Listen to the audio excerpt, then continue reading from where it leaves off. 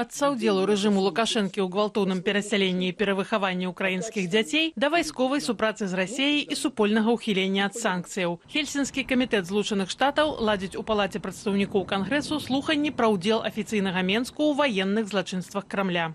Наш представитель Матвей Куклейчик будет говорить о соучастии режима Лукашенко в войне против Украины на стороне агрессора русских, то есть это поставки военного оборудования, это возможность атаки Украины, которую предоставил Лукашенко в 2022 году армии русских.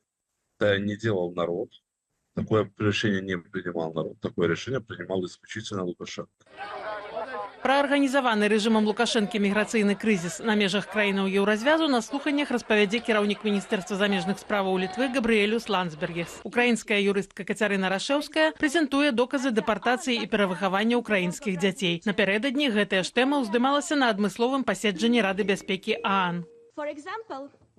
Да прыкладу, у лагеры «Авангард» у Волгоградской вобласці украінскія хлопчыкі і дзяўчаткі прайшлі навучанне агнявой, тактычнай і інжынернай падрыхтоўцы, а таксама скачкам з парашутам.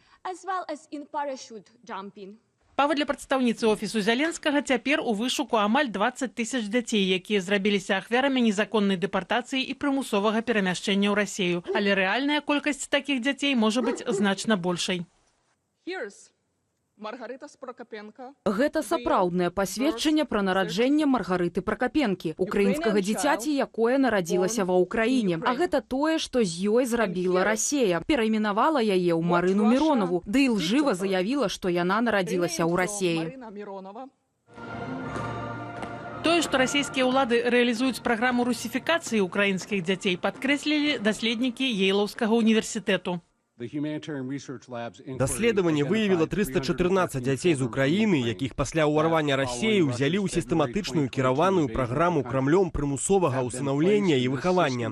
Расследаванне грунтуецца на звестках з 3 расійскіх дзяржаўных базаў звестак пра ўсынаўленне. Украінскія дзеці перадаваліся на ўсынаўленне так, нібыта яны былі сіротамі з Расіі. Адзін з кейсаў фінансава падтрымліваўся наўпрост офісам прэзідэнта Пуціна. А вось пра ўдзел афіцыйнага Менска ў гвалтоўнай дэпартацыі украінскіх дзяцей з высокай трыбуны Рады бяспекі ААН не прагучала. Пры гэтым летась доказы датычнасці да вывазу дзяцей рэжыму Лукашэнкі і шэрагу дзяржаўных установаў беларускія дэмакратычныя сілы перадалі праваахоўным органам Украіны і ў міжнародны крымінальны суд. Магчыма, на дадзены момант Украіна не лічыць гэтага чалавека прыярытэтным у справе незаконнага перамяшчэння дзяцей, як таго злачынцу, якога патрэбна разглядаць як прыярытэт.